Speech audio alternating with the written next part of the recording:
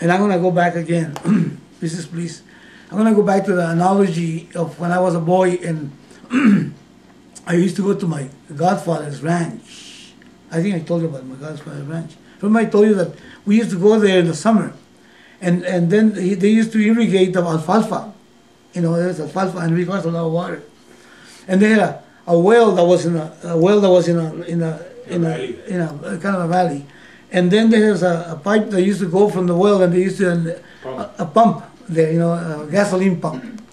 You know, they used to turn it on and then the pipe come out and then there was a little place about as big as this where the water fell and from that it went into the different channels for the alfalfa to be grown and all the different things. Now watch. We used to go there and swim in that well whenever there was water in it. Of course we couldn't swim on it when the pump was pumping because it was about 10 inches worth of water coming out. You see? And then one day, and so there was always water. They used to put something on so the water will stay there. And we used to become like a swimming pool. Now that day, there was no water in the swimming pool. My godfather didn't expect us. He said, don't worry, kids, come over. Okay? So he took us. He was very kind. He was loving. So he says, come over with me. You know, we'll get it fixed. So there was just a little bit of water on the, you know, kind of residue water there on the bottom, but not enough to even wade across, you know, it was just small. So come down. So we went there, you know, to the place, valley, where the pump was.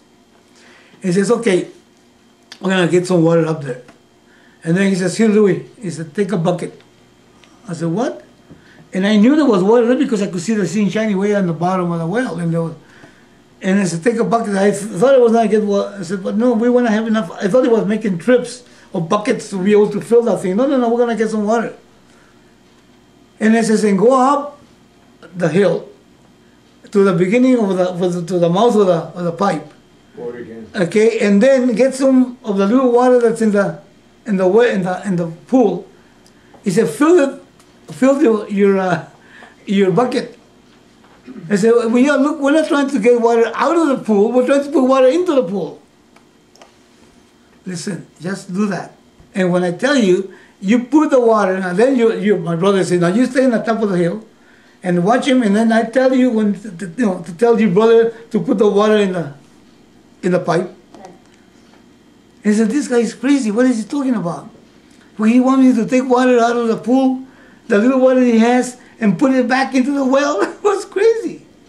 But anyway, I had to do it. I said, my brother says, okay, put the water in. So I got the bucket, you know, with a little can and filled it up, stuck the water, put a little more, and all of a sudden he said, more side, he said, and wow, the water started coming out.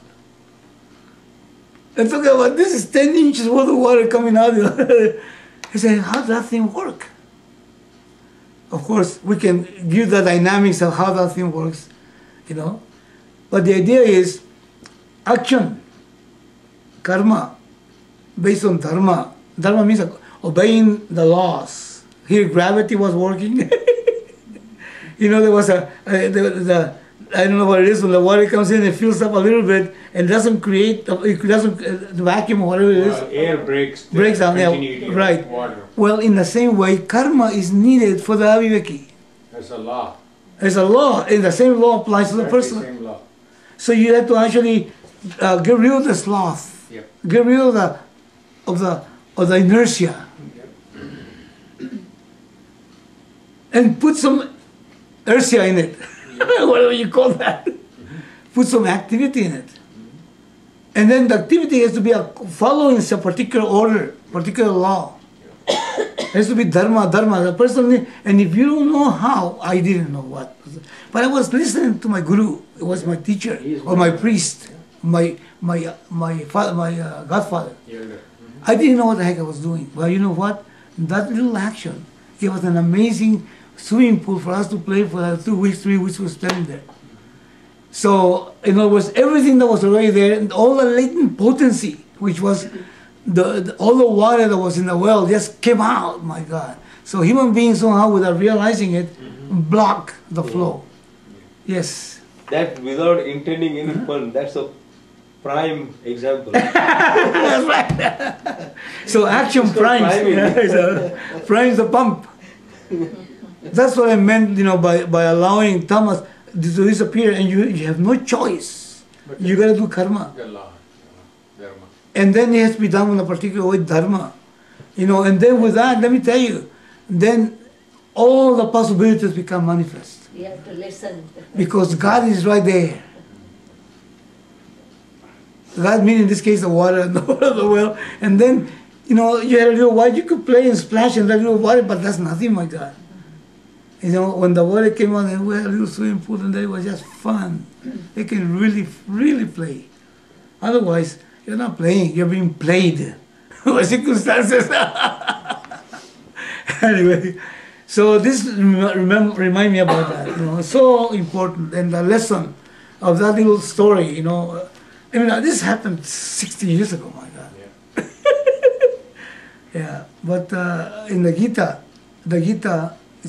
is perfectly tailored.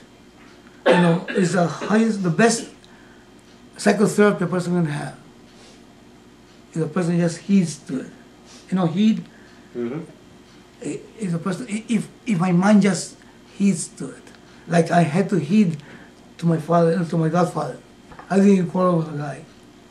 I thought he was so stupid. To get put water in it.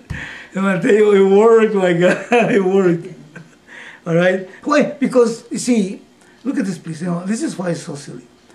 You see, what the teaching, what the Shastra tells you is something completely opposite to your experience.